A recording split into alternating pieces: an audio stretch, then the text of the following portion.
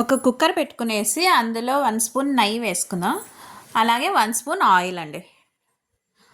Oil బాగా వేడెక్కిన తర్వాత లవంగా, ఇలాచి, చెక్క, బిర్యానీ ఆకు, అలాగే షాజీరా కొద్దిగా ఇవి బాగా ఫ్రై చేసుకునేసి సన్నగా కట్ చేసి పెట్టుకున్న ఆనియన్ వేసుకుందాం అండి. అలాగే 2 గ్రీన్ చిల్లీ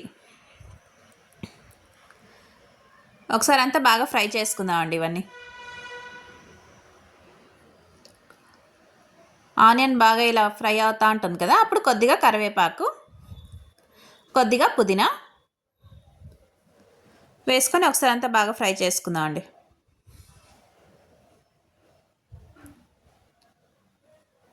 ఇలా కొద్దిగా కలర్ చేంజ్ అవుతూ ఉంటుంది కదా ఆనియన్, అప్పుడు అల్లం వెల్లుల్లి పేస్ట్ వేసుకుందాం అండి. అల్లం వెల్లుల్లి పేస్ట్ పచ్చివాసన పోయేదాకా ఫ్రై చేసుకునేసి ఒక టమాటో కట్ చేసుకున్న ఒక టమాటో, ఒక ఆలుగడ్డ, 1 క్యారెట్, కొద్దిగా పచ్చి బఠానీ అండి. ఇవన్నీ వేసుకొని ఒకసారి బాగా ఫ్రై చేసుకుందాం. మీరు కావాలంటే ఇంకా కాలీఫ్లవర్ వెజిటేబుల్స్ యాడ్ చేసుకోవచ్చండి, ఇంకేమైనా కావాలంటే మీకు. ఇలా అంతా బాగా ఒకసారి ఫ్రై చేసుకున్న తర్వాత రుచికి సరిపడా సాల్ట్, నేను 1 గ్లాస్ బియ్యం తీసుకున్నానండి, అందుకు రుచికి సరిపడా సాల్ట్ వేసుకున్నాను 1.5 spoon. 1 spoon garam masala, 1 spoon ధనియా పౌడర్, ఇవన్నీ వేసుకొని ఒకసారి బాగా అన్నీ ఫ్రై చేసుకుందాం అండి.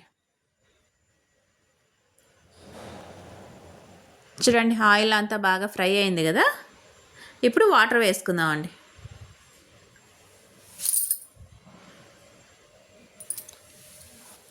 ఒక గ్లాసు బియ్యానికి 2 గ్లాసుల వాటర్ వేసుకుంటున్నానండి. కడిగి పెట్టుకున్న రైస్ వేసుకొని 2 విజిల్ వేసుకుందాం అండి. 2 విజిల్కే బాగా ఉడికిపోతుంది బియ్యము, వెజిటేబుల్స్ అన్నీ. అలాగే సన్నగా కట్ చేసి పెట్టుకున్న కొత్తిమీర చూద్దామండి. 2 విజిల్ అయిపోయింది. చూడండి పలావ్ బాగా వచ్చింది కదా, వెజిటేబుల్ పలావ్. ఇప్పుడు ఒక సర్వింగ్ బౌల్లో తీసుకుందాం అండి. పొడి పొడిలాడుతూ బాగా వచ్చింది రైస్.